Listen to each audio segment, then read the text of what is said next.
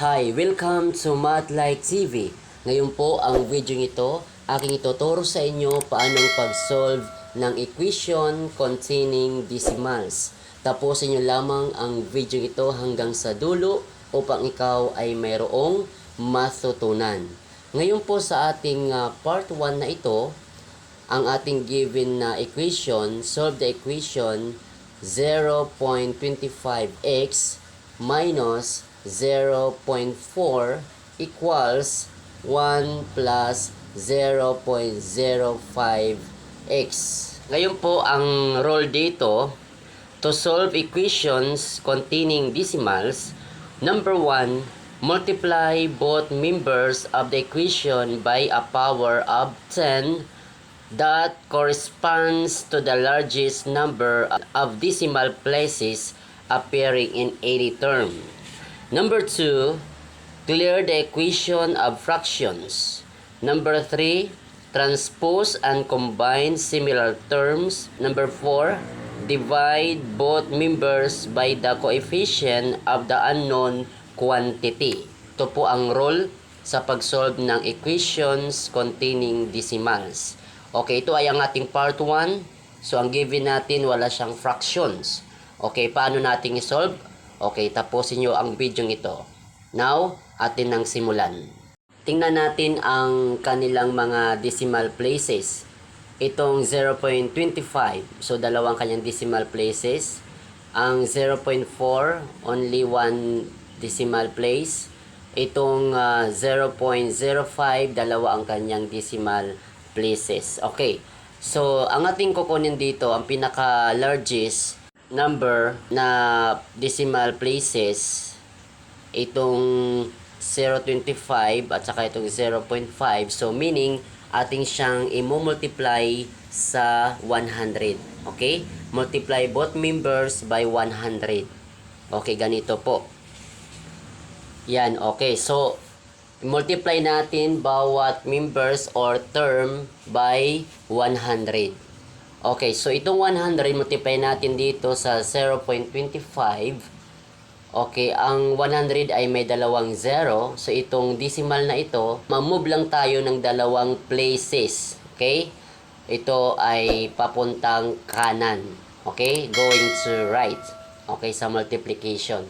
Okay, so ito ay magiging 25. Kopyahin na lang natin yung variable na x. Then, kopyahin ng minus sign. Next, 100 times itong 0.4. Itong 0.4, move tayo dalawang places. So, ito ay magiging 40. Then, kopyahin ang equals.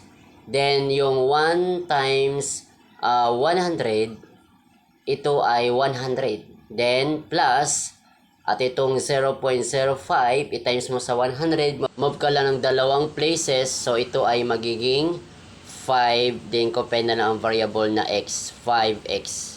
So, ito ang ating naging product.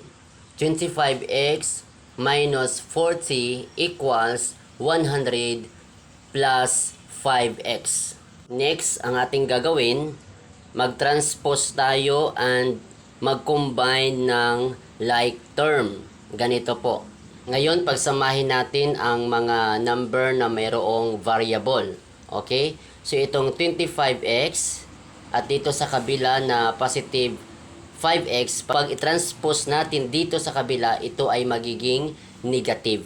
So, that is 25x minus 5x.